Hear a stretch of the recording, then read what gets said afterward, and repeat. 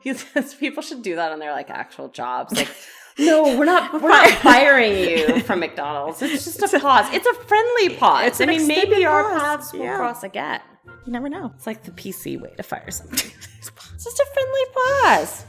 Now please clean out your locker and get the heck out of here. Security guard will walk you out. Hi, this is Caitlin. And this is Sharon.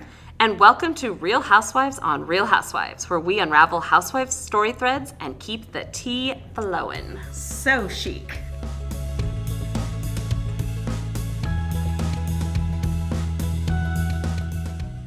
Hang on to your reading glasses. Today we're digging into Make It Nice by Dorinda Medley. She's one of the Real Housewives of New York. Actually, she's an ex-housewife. Woo. This book was written in 2021. And I'll just tell you the summary. It's straight from her book, page 5. I'm going to tell you how I've become a woman who's learned to accept herself, flaws and all. And I'm going to tell you the real story of how I got here. The good, the bad, and the ugly. Now, I couldn't see anything about a ghostwriter, but in the acknowledgments she wrote, To Swan, thank you for turning endless stories and experiences into organized chapters. Okay, I think that's... So Swan the ghostwriter? That sounds like it to me. I'd put money on that. Okay. Also, I don't know. I'm sorry. You could probably hear my eyes rolling so much during that it probably like blocked out everything. Okay, so I'm not a Dorinda fan. We still have to do the first question. Yes, we're still going to do it. so I'm done. No, we do like some stuff, guys. Yeah, we do. We do. It's just that what we don't like, we feel very strong. Yeah, I know.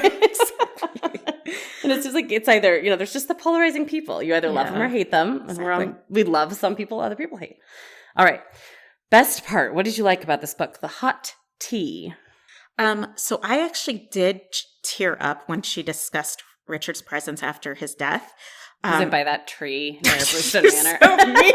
Yeah. You're not going to be able to go with any real emotions right now. I felt where she wrote, she thought she felt his presence and he was struggling to move on, and she told him, you have to leave. No, that is sad. Like, I actually cried during Dorinda's book. Oh, that's impressive. It is impressive. I did not cry. So I thought that part was very heartfelt. Yeah.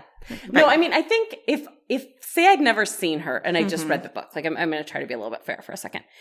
It was not a bad book. It wasn't poorly written. I mean, we've read books that really do stink. Yeah.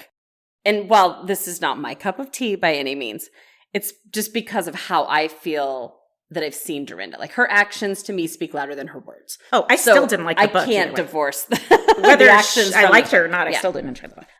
My favorite part was when I was done reading it, because I don't like Dorinda. I think she says she's so honest, and I think she's fake, and she's a mean drunk. Mm-hmm. But the book wasn't as annoying as I thought it would be. But okay, I hate the phrase "make it nice." I cannot hear it without like her doing that sarcastic voice that she does, and like "make it nice." Like when she mocks people, that's all I can hear when you say the title. I can't. Yeah. I don't like the title. I don't like that allegedly she has a podcast called "Make It Nice," and I don't think she makes anything nice. So no. I did. She probably has more podcast listeners than us. That's not fair. That makes me. Now I'm going to tear up about Dorinda's. Okay, I did like one piece of her advice, and she was talking about like what she would have told her past self. And she said, I would tell her to stop worrying about the destination and trust in the journey, to not be afraid of falling short or taking a misstep, and to embrace life as it happens. I would tell her that a person is shaped as much by their failures as by their successes. Now, while that's really generic advice, I do think like when I was trying to kind of follow her story and think about my younger self as well, it's like, I do think we let fear stop us so much in our tracks. And you can see through the book with Dorinda that like as she grows, she becomes more comfortable in who she is, whether I like that person or not. Yeah. And that she's less afraid of making mistakes. She does make mistakes on the show. She dates that guy that she says all of her friends hate. She's willing to make the mistakes and be herself. And for that, I'll give her a little bit of credit. Okay. I think that's good. Also there's one story I liked. I liked her tenacity at getting the job at Liz Claiborne. Yes, I actually like that. So when she was going to get the job, she just like kept showing up, even though she like didn't really get an interview, and kept going, I have an interview today. Yeah. And like in the confusion, got the interview. Yeah. Sold herself. Like that's the Dorinda I think I might have liked, that like younger, trying to get somewhere, but also still caring a little bit about other people's feelings, Dorinda. Yeah. Not just stomping on other people, but, she's still putting herself out there. Mm-hmm. But okay, so what was the worst part? What didn't you like about the book or the iced tea? Okay, can we talk about the grammar mistakes in the photos? Because that drove me nuts. Photos are my favorite part. It's the only part of the book I'm always looking forward to. And it was ruined. Because it's like, did no one think to edit that part? Like, did they just go, well, we read the rest of the book. Like, what were you doing? Yeah, she's in charge of the photos. Because it was like Richard and me with Hillary Clinton. Like, me with Hillary. No. And then it was like me and Hannah. Like, no, me and. What are we doing? I can't stand that. But I also didn't like how unclearly she sees herself.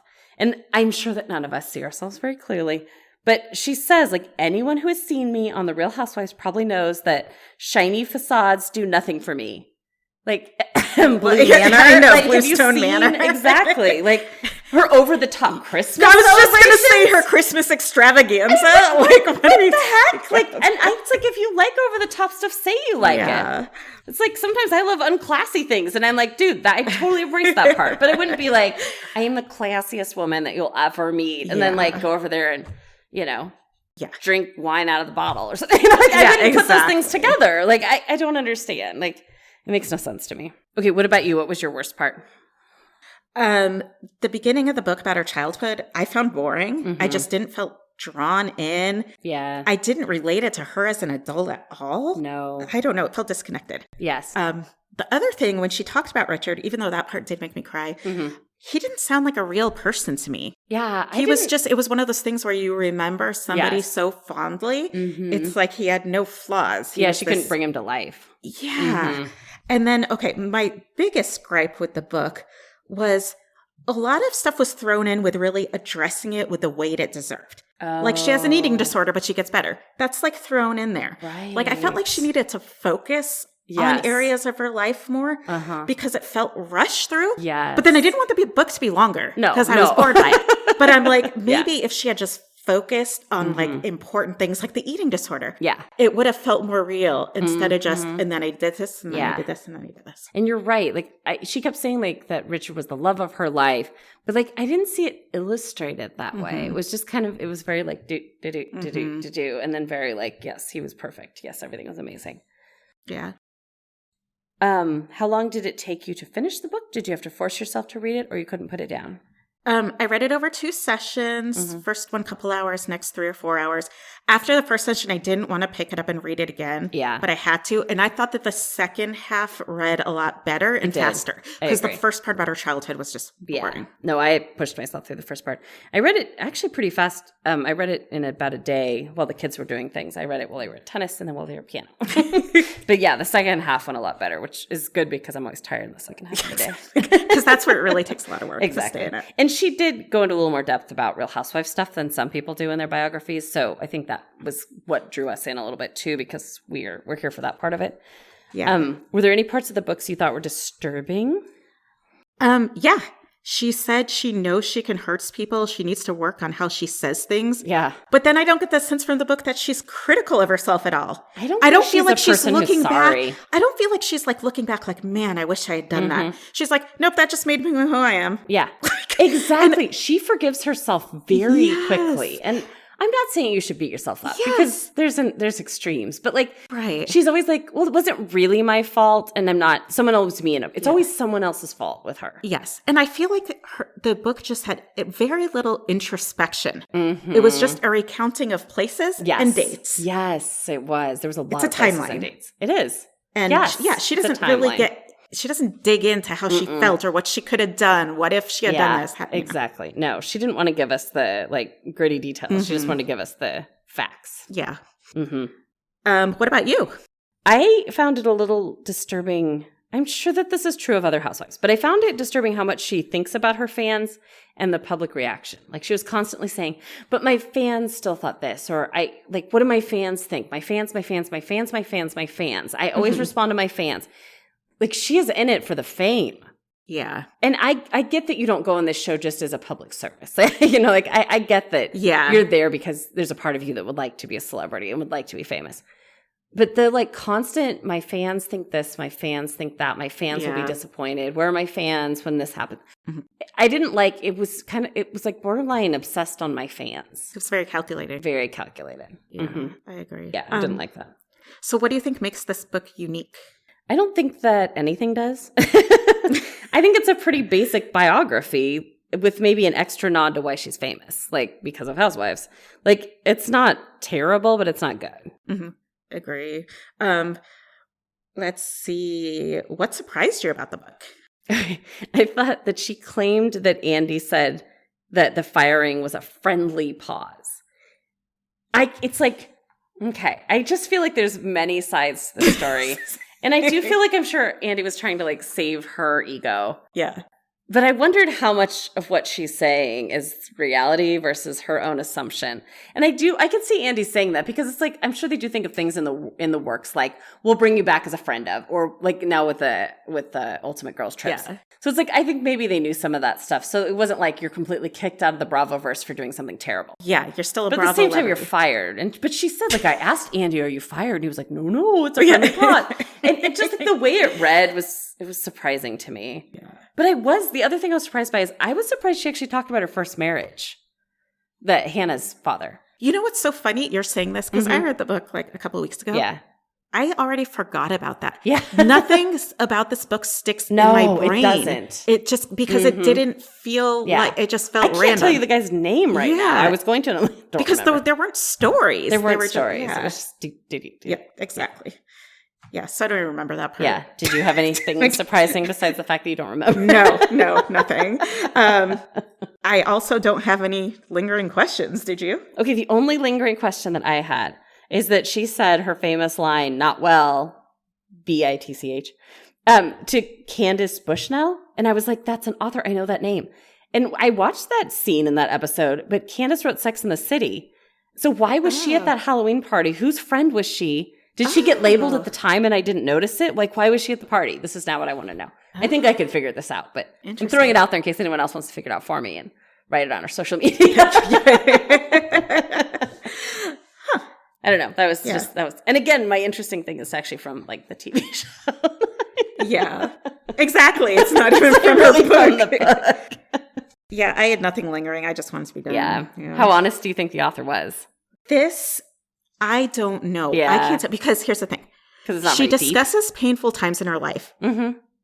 And she tells us it's bad, but it reads fast and it kind of glosses over it. So it doesn't seem deep. Exactly. It was bad, but it's not deep. Yeah. I felt her sadness about Richard. It was more like, be proud of me for making it through it. Can you be proud of me? Look at the bad things that happened to me. Be proud of me. I really thought there was nothing too thought-provoking in this book. No, that's a great way to say it, because there was not. Yeah, how about you? I wrote, I think she thinks she was honest, but I think she's a skewed vision of herself.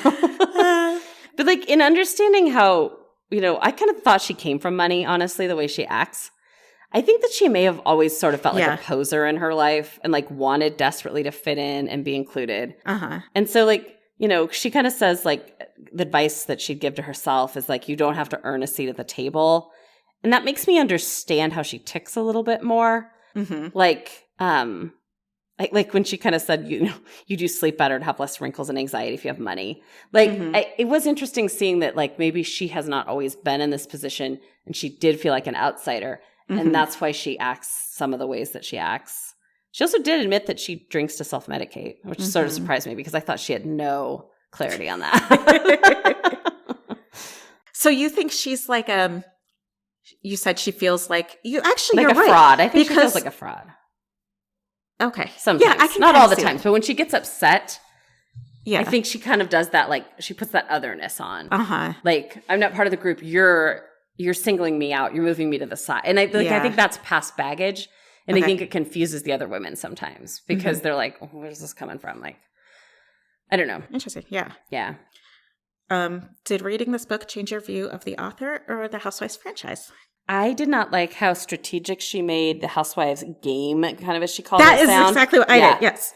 She wrote, if you aren't on a reality show, you're probably not thinking about how to play a dramatic game of chess with your friends. But when you're on reality television, that's exactly what you're thinking. You're like a military general in high heels, strategizing and attacking. Yeah. But then on the other hand, she said, if you think the show's scripted, it's not. Yeah. That's exactly what I wrote. Yeah. How she talks about how she strategizes. And that just made me feel like you are the least real housewife. Like, yeah, exactly. I don't know. It's like, she walked into this with way more of a plan, and that maybe why she doesn't come off as like as authentic and as official. Oh, yeah. I also thought, like, she kept saying reality TV is empathetic escapism. And I don't think that is what it is. Like, I think it's kind of more, I was trying to think what I think it's more like. And I think it's kind of like when men bond over liking a sports team. Like, I think you're kind of picking a team. You're picking your crew of the housewives, because it is often whose side are you on? Yeah. Because there will be an argument, and I don't think you're going, oh, I just feel for her. She's so sad. I think you're going, dude, I'm team blah, blah, blah, and I'm going to fight her side, whether she's right. Because it's like, we're always like, oh, I'm an apologist for blah, blah, blah. Because you've picked a team. You're right. Like, what connects you is like, because like when we don't agree on someone, I'm like, well, you have to like them because then we will be on the same team. Like, and so I don't think it's empathetic escapism. I think it's pick your team. That's really right. It is. It's like our sports. Yeah. That is a really good way to put it. Yeah, I pretty much had the same answer as you. So. Okay. All right, let's judge the book by its cover. Do we like the artwork and the title? I thought that the title was perfect. No. Even though I don't think she makes it nice. Make it nice. I think it was like appropriate because she thinks she makes it I mean, nice. It absolutely fits her and her brand and what she's trying to do. I just hate it. And I thought that she looked very beautiful and very classy. She looks very classy. It looked very Bluestone Manor to me. It does. So that was good. Yes. And you can tell it's Bluestone Manor because she has those jade generals over the fireplace and stuff. Yeah. It's a very classy cover. Except the back I don't like because it's just like she's got that whole hunting. Like it's a weird decorating I didn't even scheme. look at the bath. Now remember I'm looking. I think she's got like bell. Yeah, she said when she was trying to like figure out the design for it, she told the designer she wanted Frankenstein meets Marilyn Monroe. Oh, she told someone to draw that? No, not that, but like the whole Bluestone Manor. Oh, okay. She has these weird hunting things, and then she has classy things, and then she puts all the Christmas stuff out, and it makes it even weirder. Yeah. I don't know. It's like a little bit feel like it's one more person unsure of their place in the world, like overcompensating with decorating. I have the money. I'm going to buy the fancy stuff. But it's like the stuff, it's very eclectic. Yes. And I like eclectic when it's tied together. This does not feel tied together. This feels like theme murder mystery weekend mansion. Oh my God. That's what they should do. They should do a Real Housewives murder mystery. Oh my God. I would be on the next plane out of here. Oh my God. That's our idea. Yeah. Don't, Bravo. TM, copyright. You got to like put her name out Call there for the music. Yep. Yeah, and don't let Dorinda get rich off this idea. I'll be so mad. I know. I'll be so pissed. I also think the phrase "make it nice" sounds ironic. It does seem sarcastic. Sarcastic, because we know Dorinda. Yeah, I guess all they can do is hear it in her drunk voice, the way she says everything. It's just I can't not hear the phrase in a mocking tone. I don't know. I think you're right. I don't think she wants to make it nice, but she just doesn't understand herself or her life. So too. I think that's where the disconnect is. There's a huge disconnect. Yeah, absolutely. There's just something that is not lining up. Yeah. Because again, I don't necessarily think she has bad intentions. Yeah. I think she's a human like everybody else, and she's made mistakes and she's struggled. But when you read this, you're just like, something is not matching. Exactly. Like, something's not right. Off. All right, Real Housewives and Real Housewives, thumbs up or thumbs down? What did you say? Oh, let's see. I said thumbs down. Not even one thumb up? No, nothing really new or interesting. Yeah. I wrote, unless you're obsessed with a first-hand Dorinda bio that leaves out a lot of details. I love that we each have an unless. Because I wrote, blah, thumbs down, unless you are really wondering about the chronology of Dorinda's life. Unless you're like, that Wikipedia page is lacking. I want to know what year this happened. I can't quite, can't get it in my head correctly. For crying out loud. Well, this will help you do that. So enjoy. And we'll probably be returning our book to Thrift Books soon. Yeah, exactly. I'll be selling it. Did I bought this from Thrift Books? Yeah, it says it on the side. Oh, yeah, it is. But it's really nice. Like, it's brand new. Because I told Sharon I would not put this on my credit card. I had to buy it. It's like, I will not purchase that. I'm not having someone looking over my finances and saying, look what I'm not having that as a suggestion in my purchasing history. No, ma'am. All right. Well, that is Dorinda. Remember, housewives bring the drama. We bring the receipts.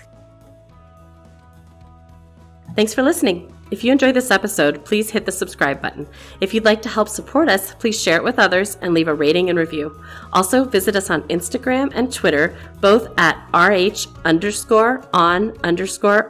for fun pictures and polls, or email us at rhonrhpodcast@gmail.com. Thanks again, and remember to stay out of the shade.